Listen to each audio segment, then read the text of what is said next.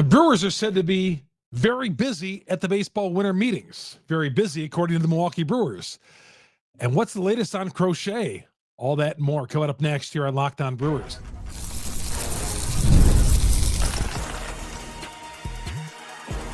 You are Locked On Brewers, your daily Milwaukee Brewers podcast. Part of the Locked On Podcast Network, your team every day.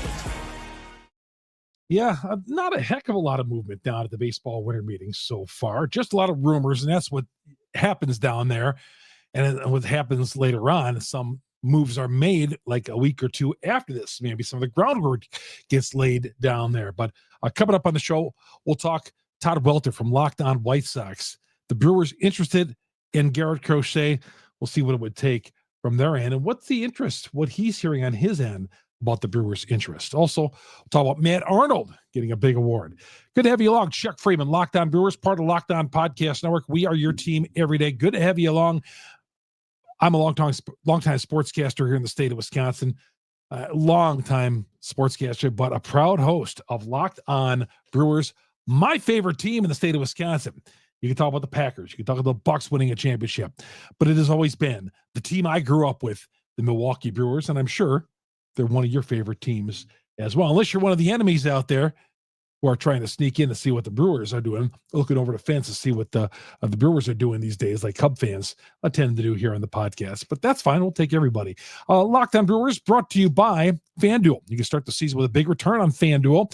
New customers place that $5 first bet, and you get started with $150 in bonus bets when you win your first $5 bet. It's that easy. FanDuel.com. Get started today. All right. Latest Brewers news. It's been crickets down there as far as anything active. The Davy Garcia move, it was announced, but we talked about this a month ago. The Brewers had already extended him a contract, so there's nothing new on that at all.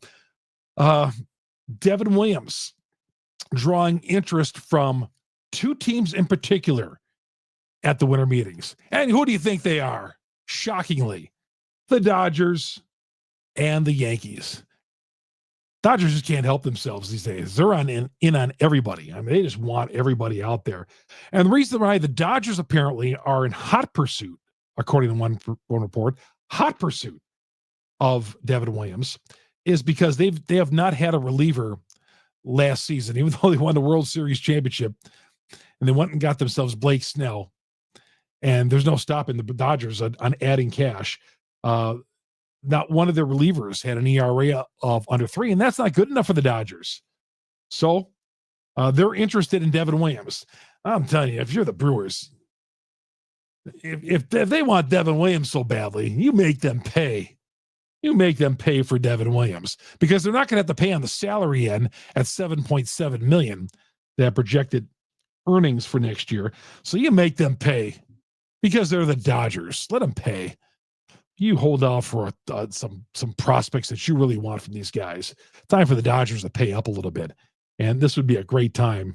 As if the Dodgers don't have enough to eat already. Okay, they don't have enough in stock there. They want to add Devin Williams to that bullpen. That's great.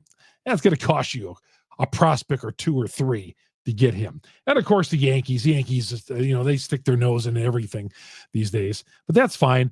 If the Yankees want to pay up too, we'll do business with the Yankees. No problem with that. A couple of other names that I mentioned that could be interested: Kansas City, Detroit, and the Angels. Detroit all of a sudden is a player. They got a little taste of the playoffs last year when they beat Houston and made that run in the second half of the season. Now they're back for more. They're back for more. So they're apparently showing mild interest in Devin Williams, as is the Royals and the Angels. The Angels, who operate like a small market sometimes. So that's it. That's the latest with Devin Williams. The Yankees and Dodgers, with the Dodgers showing particular interest. Also, big news coming with the Milwaukee Brewers today: Matt Arnold, Baseball America Executive of the Year. When Baseball America gives you an award, that's, we're talking about the Sporting News used to be the Bible for baseball. Baseball America is. I mean, if you want to read anything that's going on in baseball America, when they name you like Organization of the Year or Player of the Year or whatever kind of award Baseball America dishes out, that's pretty prestigious. They've been giving away awards for a long time. They gave Matt Arnold Executive of the Year for the entire Major League Baseball. And why not? He's been great. He's made all the moves that we want, and the moves that he can't make, obviously, that he'd love to make, well, he's kind of tied. Okay. But you can look at everything from the Burns trade, having Koenig and Hudson, getting those two lefties out of the bullpen to work their bullpen. Tobias Myers, McGill closing, doing a great job last year when they didn't have Williams, compensating for the loss of Christian Yelich too. When he went on the injured list, they lost him. Yet they never lost their stride in the division. In fact, they increased their lead. I believe he went out when the Brewers had a 4.5 game in the NL Central. They increased the lead without Christian Yelich. So many great things that he did. Obviously, the hiring of Pat Murphy. All this obviously has got to be run through the owner, Mark Attanasio. But Arnold liked, he really liked Murphy, even though Murphy was not his first choice. But Executive of the Year, Arnold got here in 2015, and then he was next to David Stearns. I believe he's younger than Stearns, though. I believe he's older than Stearns. Stearns is younger than him. But he came here, and he's in his first 2 years. Well, he was an assistant with Stearns, but his first year as the head GM, he's won division titles. He's got to the playoffs 2023 and 2024. Now, it was a short stay in the playoffs, but he got to the playoffs. So the number of things that he's done, he took over in October in 22 when Stearns bolted, and has been great.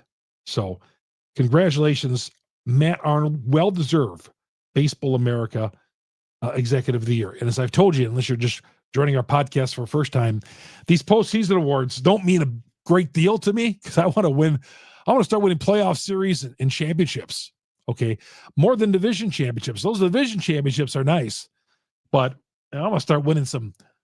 It's been since 2018 they've won a playoff series. So we got to start turning that around. And it's a big off season. Matt Arnold says the Brewers are very busy. Very busy. The phones are ringing down in Dallas. But there's not been a lot of teams that have made nothing blockbuster. The Soto move, that's not even on the Brewers' radar. Adames, that happened before the winter meeting started. That happened on Saturday and all that. How about Murphy had big things to say about the loss of Adames. Murphy met with the media down in Dallas, said, yeah, we've lost Burns, we've lost Hader, but Willie Adames, wow. And he was gloating, as he should. It was a big loss for the Brewers. It is. It is. And I do think there's going to be some regression. I went on the Bill Michaels show today, statewide, and I'm on there Tuesdays during the baseball season, but I was on there today, and I said, yeah, I don't expect 93 wins next year. I do expect some regression. They had a lot of things went right for them in 2024. A lot of things. They pulled a lot of rabbits out of the hat in 2024. And we'll see if some of those breaks and things go their way during the regular season. But I do expect a little regression. Somebody asked me too on Twitter, yeah, what do you expect in 2024? And Bill asked me, or in 2025, I said, I do think there's going to be a little regression. A former Brewer is going to go to the Hall of Fame and overdue. Well, he was a former Brewer. I consider him a former Brewer. He was an all-star when he was here. But he's going into the Hall of Fame, not the Brewers Hall of Fame, Baseball Hall of Fame. We'll get to that coming up next. Chuck Freeman here on Locked On Brewers. Locked On Brewers, part of the Locked On Podcast Network. We are your team every day. FanDuel, get ready to tackle all the NFL action with FanDuel, America's #1 sports book. And right now, new customers, you bet $5, you get $150 in bonus bets if you win. FanDuel, the sportsbook app, gives you everything you need. Place live bets in the NFL. I love live betting.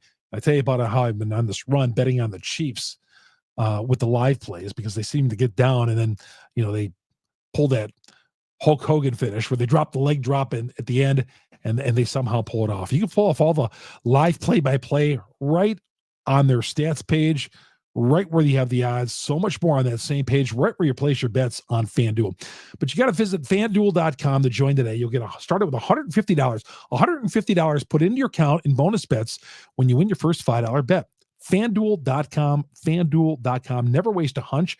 Make every moment more with FanDuel, the official sports betting partner of the NFL. Chuck Freeman here on Locked On Brewers, part of Locked On Podcast Network. We are your team every day. Coming up here on the show, we're going to talk with Todd Welter from Locked On White Sox about Garrett Crochet, the Brewers in the mix. How serious are they? What is he hearing from the White Sox end about Crochet? Dave Parker is going to the Baseball Hall of Fame. He's going through some health issues right now, but I was fortunate to grow up in the 70s. And Dave Parker was the man. Dave Parker on those Pirates teams, back then you didn't have else. Well, the Yankees came to town. It was always a big deal. But you didn't think, the Pittsburgh Pirates, the small market. The Pirates won a World Series title in 79, and Dave Parker was a big part of it. 2-time MVP. What has taken so long for Dave Parker to get into the Hall of Fame? And he came here at the end of his career. I believe he was late 30s. He came here in 1990, and he put up an all-star type season. 21 home runs, hit 289. He came here after a very good run with the Oakland A's. Won a World Series title in 89, and then came here in 90. And, man, the Brewers were a bad team in 90, but Dave Parker was the shining spot. He was a good clubhouse guy. He had that sledgehammer that he took on deck that he swung with, and they'd always play Peter Gabriel's Sledgehammer every time he came came up to the plate. That was his walk-up music. Yeah, they had some walk-up music back then on some guys. But Dave Parker got into the Hall of Fame. Long overdue. Now, if you would have told me back when I was a kid, watching Dave Parker play, if it would take until 2024 to get 2025 to get Dave Parker into the Hall of Fame, I'd be like, what? Long overdue. Dave Parker, the Cobra, 5-tool player.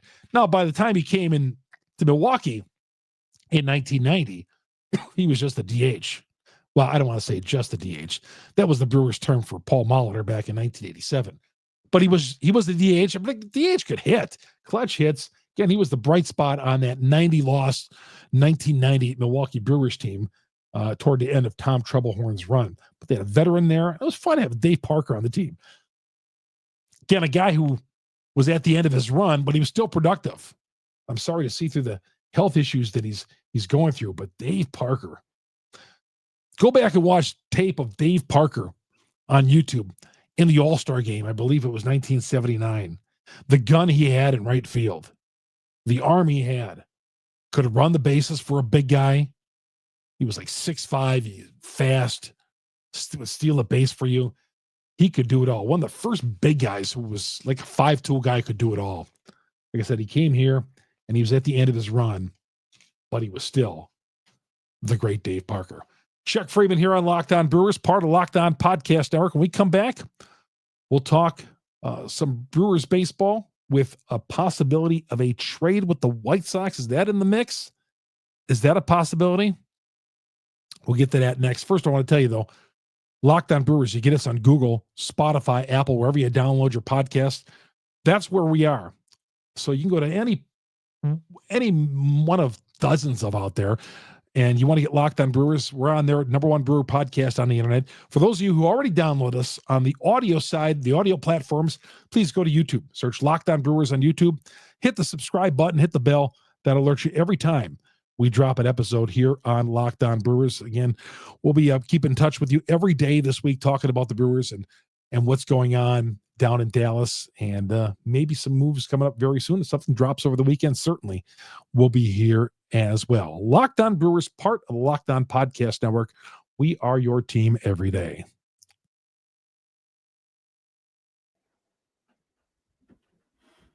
Let's bring in Todd Welter.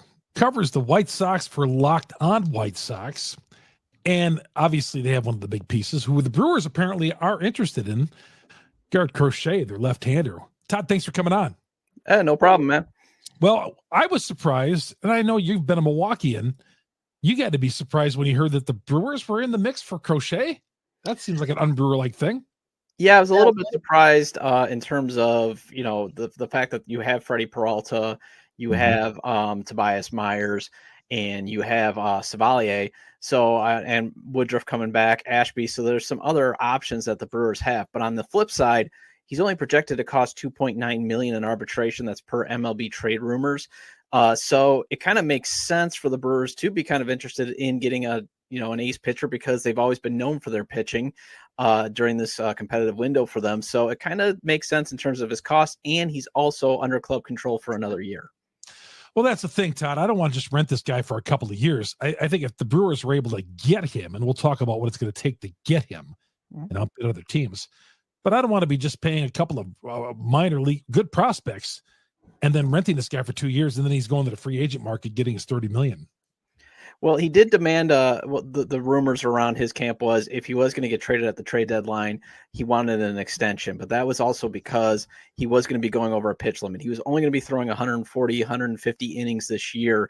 So, if he was going to be going to a contender, they're probably going to need him to maybe make an October start. Maybe he was going to go over that. So if he would have gotten hurt, that would have hampered his earning potential. So that was one of the reasons why his camp was demanding an extension. The Sox did approach him before the trade deadline this year for an extension that's been reported, and it pretty much did not go anywhere. The reason why he's on the market is, though, on one end, it's mostly on the Sox end that they don't pay for pitching. They just have never really paid premium money. They haven't really paid premium money for anybody. They're one of only two teams to still never give out a $100 million contract.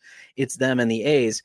And the owner, especially Jerry Reinsdorf, does not pay for pitching. So that's one of the reasons why he's out there. And then the other thing is since the Sox are not going to be picking number one overall or in the top 9, they need to get impact bats because there's a dearth of them in their system. And he's one of the few assets that they have to move to get impact players. Well, the Brewers won't pay for pitching either. That's the problem. They'll pay over $100 million for a guy, but as we know, it's got to be a position player, and sometimes it hasn't worked out for them. So, for those who have not seen Crochet, and you guys are in the American League, and the White Sox weren't on TV much this past year, but I've seen him play. He's brilliant as a lefty. Give us a little rundown on how you think he'd fit into that Brewer rotation. Well, he would be the top of the line pitcher in terms of he's way more consistent than Freddie Peralta. 73 career innings before becoming a starter. He did miss the 2022 season with Tommy John surgery and missed most of 2023. He was recovering with that ailment. And the other thing is the injuries were part of his history before this season. He had, if he doesn't get hurt in the 2020 wild card game in Game 3 against the Oakland A's, who knows where the White Sox would be right now, because that completely changed the trajectory as manager Ricky Renteria absolutely peed down his leg and made a bad bullpen decision. That's kind of what got him fired. Mm-hmm. But you're looking at a guy who was a 4.7 F4 player, 2.69 FIP to a 3.58 ERA. So that shows you an extra run was added to his number because he was playing behind he had a very bad defense behind him. He's going to throw a four-seamer that can top out at 99. He then throws a cutter and a sweeper and a change and a sinker. And, his change and his cutter, he can get it at 91. So just imagine those speeds being mixed in coming in there. The really only thing that you kind of have to worry about is when he tries to throw his sinker down and in on right-handed pitchers, it just seems like it stays up for just a tiny tick in the zone. And if you got hitters that can square it up, they will send the ball really, really far. And that's kind of what happened. He came out, I was actually dreading him being the opening day starter. Obviously it gives up one run against the Tigers. Then he has another good start. And then the Reds get to him, the Phillies get to him, and the Twins get to him. And it's like, oh man, he's not going to be it. And then he just bounces back and he gives up. I believe he had a stretch where it was like, he gave up no more than 5 runs in 5 starts. It's just, he keeps clearing every hurdle that you need to see when it comes to an ace pitcher. So the only thing that's left for him is he needs to obviously pitch more than 140 innings because he was only pitching 4 innings after July in each start. So the Brewers would have to give up some top name prospects. It sounds like the White Sox are asking a lot for him. Yeah. So Chris Getz at least changed his mind a little bit. It was originally just going to be position players. He has reiterated, yes, he did kind of change his stance yesterday when he spoke with the media, saying that he wouldn't mind pitching prospects. But yeah, they're looking for impact players. Kind of what they got in the Dylan Cease deal last offseason. They got Drew Thorpe, who was one of the Padres' top prospects that they got from the Yankees, who was one of the Yankees' top prospects that they got for Juan Soto. They also got a top pitcher. His name is Jairo Iriarte from the Padres. So obviously they're looking for probably 2 in the top 5, definitely a couple in the top 10. It's going to cost a price, but the White Sox are in such a issue with their depth in their system, and that they don't have a lot of high ceiling guys because they don't draft high ceiling guys, that they're willing to take on guys at A-ball. And when I was looking at the Brewers system, there's a lot of guys with a lot of upsides in A-ball that maybe they might be able to entice entice GM Chris Getz. Like, who are you looking at? Well, obviously, you could probably put Tyler Black as the top of the headliner. That would be someone that I would say would be good for the White Sox, just because he is right there. He's close. Yeah. But obviously, he's one of the headliners. Cooper Pratt, I would definitely be at least trying to get. I doubt I'm going to get him, but that would be the guy that I'm going to try to demand. If I don't get him, it's okay. The White Sox have Colson Montgomery, their top hitting prospect, that they project to be the shortstop of the future. They're hoping. Jefferson Caro, too, to me, hey, we got Edgar Caro. So Jefferson Caro, he's coming off that shoulder surgery. I don't think so. So it might be Jacob Mizrowski, and I would say Tyler Black as my 2 headliners. And then I'm looking more at those scratch-offs a little bit down the line in terms of your the single A pit, guys, because especially the White Sox are just terrible in the international market, where the Brewers, you guys are cleaning it up. Obviously Jesus Mate, I'm not going to be getting, but Luis Lara, definitely a guy that I put in on right up I had on the Southside Showdown, Felipe Di Toro, and I'm going to butcher all these guys' names, but there's a couple of guys on there. But I'm definitely going to try to hold out for Cooper Pratt. That's why I don't think if the Brewers are going to get him, they can jump the market and offer Pratt. And I think, Pratt and Black and maybe a couple scratch offs gets the job done this week. If they don't want to put in Pratt, then it's probably going to take until the spring training, because I think Chris Getz is going to be very patient with what he wants, because he wants top tier talent. Well, I don't want to give up Mizrowski, but I know you got to give up something to get something. But if you're trading Mizrowski, who could be a great pitcher, you're trading a great pitcher for a great pitcher. What's the use? Because you have more control over Mizrowski and Crochet. You'd have 2 years, and then you'd have to give him obviously a big extension. With Crochet, when he's talking about wanting that extension, is he talking like a Jackson Chourio type extension? One of those things where you're buying him out of arbitration the next year, and then obviously, you'd want to extend him probably because he's 25. So I would suggest extending him until he's at least 29 or 30. So you're maybe looking at a 4-year, 5-year deal. If I'm Garrett Crochet, this is just what I've said. If I'm him, even though I've got 1 All-Star appearance, I've at least now made it through a full season. I'm looking for Tyler Glasnow money. So maybe that does price him out of the Brewers price range, because Tyler Glasnow, I believe, got $135 million from the Dodgers. But come on, he's actually got through now a full season. And in 2021, he was a reliever. He made it through 2021 too. So at least, granted, he didn't throw a ton of innings, but he was there. So at least he has 2 seasons under his belt, where Tyler Glasnow, I don't have it off the top of my head, but it seems like he never finishes a season, and he just got $135 million. Yeah. All right. Who do you see are the top names? Before I let you go here, who are the top teams that have been after him? The usual suspects? So at least in terms of how I power ranked it, you want to look at the Boston Red Sox. There is talk of them giving up Marcelo Mayer, their second rated prospect, and he's in, I believe, the top 15 in MLB pipeline. They've got a dearth of hitting prospects that they could give up. They could even give up their number 1 pick, Braden Montgomery, and the White Sox would love to have him because he was high on their board. The Chicago Cubs, they've been rumored to be around there. Getz and Jed Hoyer, they have coffee. They live near each other in Chicago. There is talk that, they might be willing to move, like, say, Owen Casey. They've got a ton of hitting prospects, too, so they match up well. The Baltimore Orioles, obviously, if they gave up Kobe Mayo, I would drive Garrett Crochet to the airport myself. I do think the Brewers are, with the hitting depth that they have and what they've been able to produce in their system and their pitching, they would be probably number 4. I just want the White Sox to stay away from the Los Angeles Dodgers, as they just absolutely fleeced Chris Getz in the Eric Fetty deal. That just scares the living bejesus out of me. The Padres have already said no way to their 2 top prospects. They're both an A-ball, but they said, no, we're going to hang on to those guys because I think they're going to go after Rocco Sasaki. That's just me reading the tea leaves there. So I would put that. And then obviously the Philadelphia Phillies, they're very attractive to me as well because, again, of what they can offer.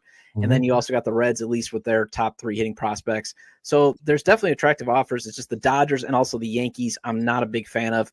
The Mets wouldn't mind either. The Mets have got some good prospects there too. Well, I like to deal Devin Williams for some of those prospects in the Phillies organization. There's a couple, and throw in Alec Baum while we're at it. Hey, Todd, thanks for coming on. We just want to shed some light on it. Thank you very much. Hey, no problem.